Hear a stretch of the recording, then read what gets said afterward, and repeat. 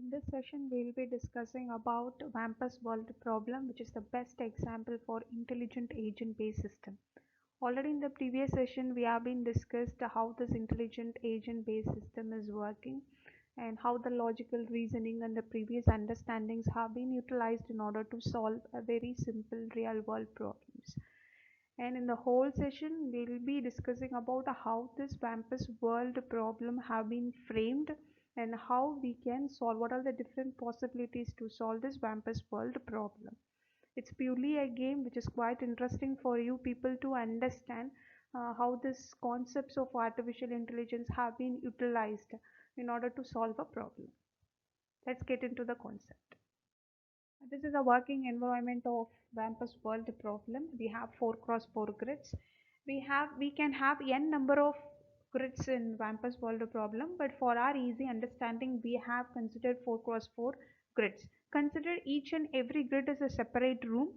All the rooms are interconnected with each other through the pathways. So the agent can move forward or backward. It is restricted for the agent to move diagonally in the cave. So the main goal of the agent is more relatable to the movie named KGF. Hope so everyone have seen the movie. The main goal of the KGF hero is to grab the gold and rule the world. Similarly here the agent have a goal of grabbing the gold and he should escape from the cave by overcoming all the obstacles as like what the hero have done in KGF movie. Speaking about the obstacles, we have two different obstacles in the cave. One is pit, the other one is Wumpus. So if obviously if there is a pit, the agent will fall down and he cannot make the next move. And for Wumpus, it's a cruel animal which is waiting for eating the agent. Whoever enters into the room, obviously the Wumpus will eat the human. So it's a safe move if the agent doesn't get into the pit or get into the room in which Wumpus is residing. And the main goal of the agent is to grab the gold. According to our 4 cross 4 grid environment, the gold is placed in 2, 3 location. Here we have given the locations as the matrix format 1 cross 1, 2 cross 1, 3 cross 1 and 4 cross 1. So which indicates that each and every room or grid is having a name for it. So consider that as the room number and we are going to specify the room number in order to mention each and every room as mentioned in this picture.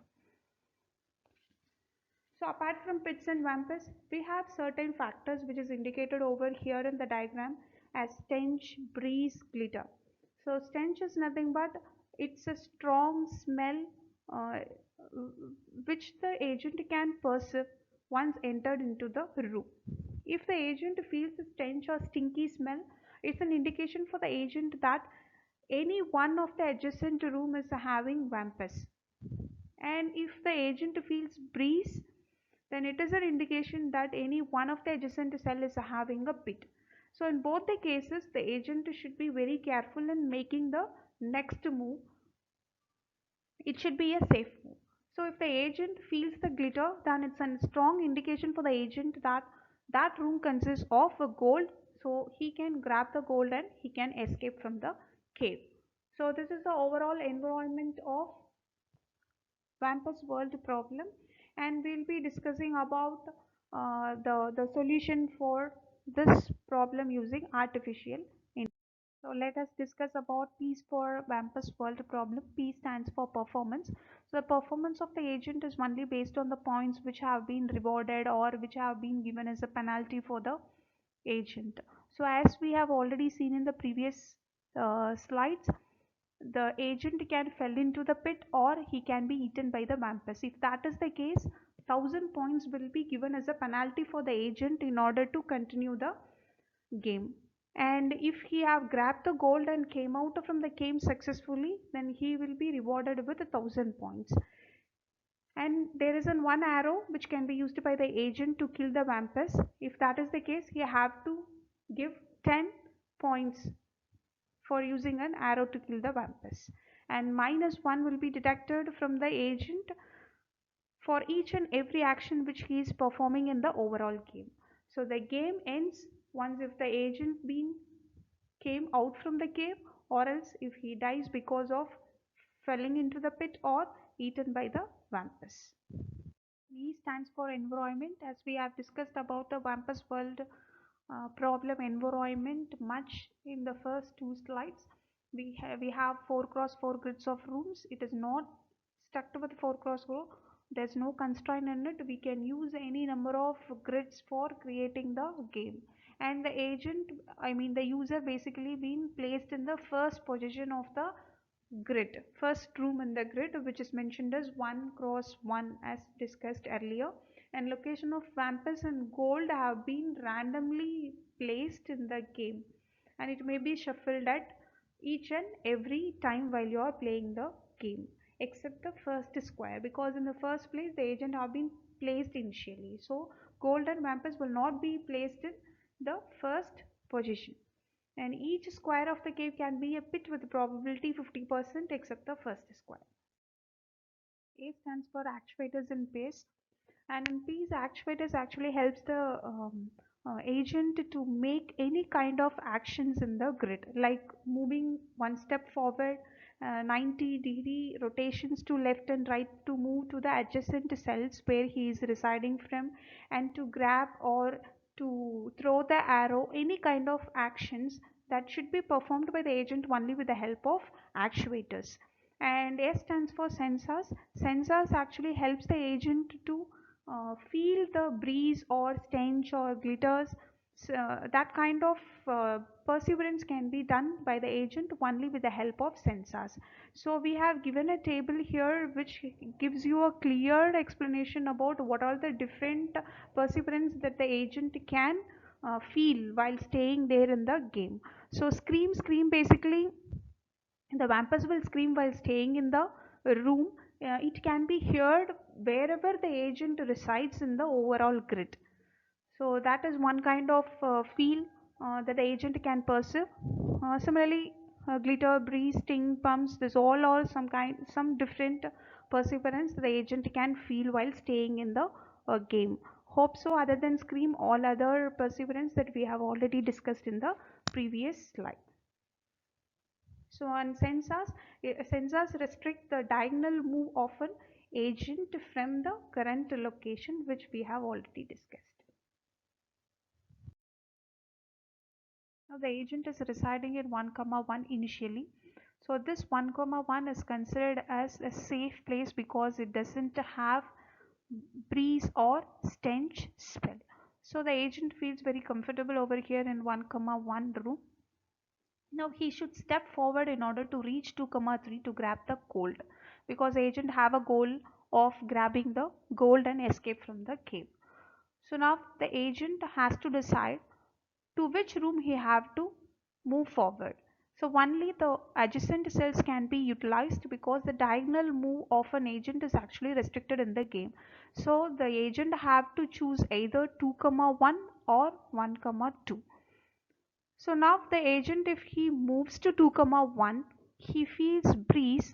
So he knows that there is a 50% of probability that 2, 2 room, which is adjacent to 2, 1, will have a pit, or 3, 1 will have a pit. And also if he moves to 1, 2, he feels stench, through which he knows that either 1, 3 will have vampus or 2, 2 will have vampus. So that is the case. Now let's see how the agent will take his first step in order to solve the problem. So let us consider that the agent have taken the decision to move to 2, 1, the adjacent room, and he feel breeze. Now after feeling breeze, he knows that the adjacent room is not safe because either here in 3, 1 there may be a pit, or 2, 2 here there may be a pit. So he have to take a decision. Now there's a 50-50 probability, so it is not possible for him to take the decision and move forward. So he will move back to 1, 1, so that he can check with the adjacent 1, 2 cell whether it is safe to move, or he have to make it another move from that. So here 1, 1 grid is marked as visited because it's already visited, and also we feel very safe over here, so it's marked as okay. And also in 2 comma 1 it is marked as okay. 1 comma 2 cell is also marked as okay because there is no pit as well as there is no vampus available in 1 comma 2, 2 comma 1 and 1 comma 1. Hence all these three cells have been given as marked as okay, as well as 1 comma 1 is marked as visited over here. So now the agent actually, in the previous step, agent moved to 2 comma 1 and he knows that either in 2 comma 2 or 3 comma 1 there may be a pit. So it is not safe for the agent to move because both have 50% probability of having a pit. Hence the agent moved back to 1 comma 1 in the previous step. In the third step the agent have made a move to 1 comma 2, the next adjacent cell, to check whether it is a safe place to move forward to grab the gold. So in 1 comma 2 the agent feels stench smell.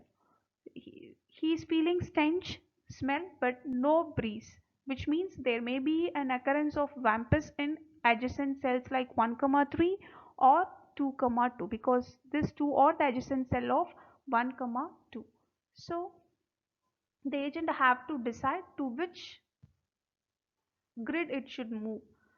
Here the agent uses the artificial intelligence, that is the previous understanding, the learnings which you have made in the previous move, that should be taken into consideration, and from that learning agent have to make a move forward, the safest move.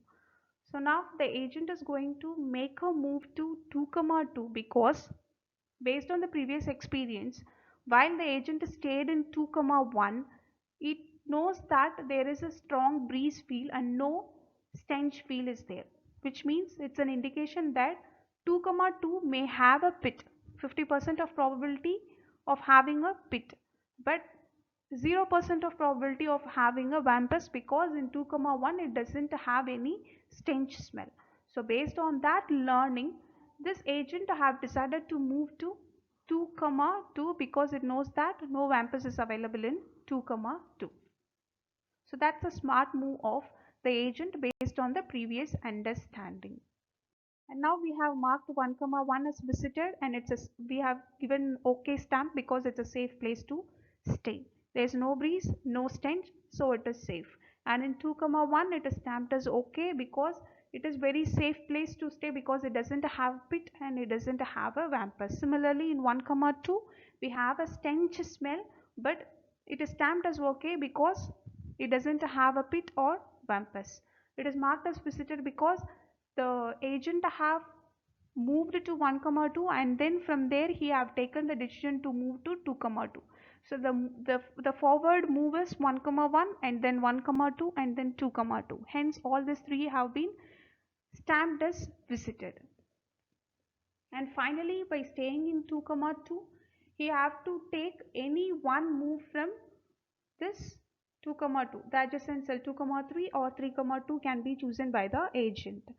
In case if the agent chooses 2 comma 3 grid, so it's very safe for the agent and the agent be very lucky to grab the gold because he feels glitter once entered into the grid 2 comma 3, and he will grab the gold and he will move to either 2 comma 4 or 3 comma 3. If it is 3 comma 3 then he knows that there may be a pit and he will move back to 2 comma 3 and then he will move to 2 comma 4 and then he will move out from the cave. If not, the other movers, if he doesn't move to 2 comma 3, so in that case he will choose 3 comma 2, the adjacent cell. So in this cell he will feel breeze through which he knows that it is not safe for him to choose either 4 comma 2 or 3 comma 3 because there may be a 50% probability of having a pit in 3 comma 3 or 4 comma 2, the adjacent cells. Hence he will take a move back to 2 comma 2 and then he will choose the next adjacent cell 2 comma 3 and make it as visited. So the moves, the forwarding move will be labeled as 1 comma 1, 1 comma 2, 2 comma 2 and 2 comma 3 and at last 2 comma 4 and move out from the cave. Thereby the agent have found the golden 2 comma 3. So this is how the agent can make a safe move forward and he can grab the gold and escape from the cave.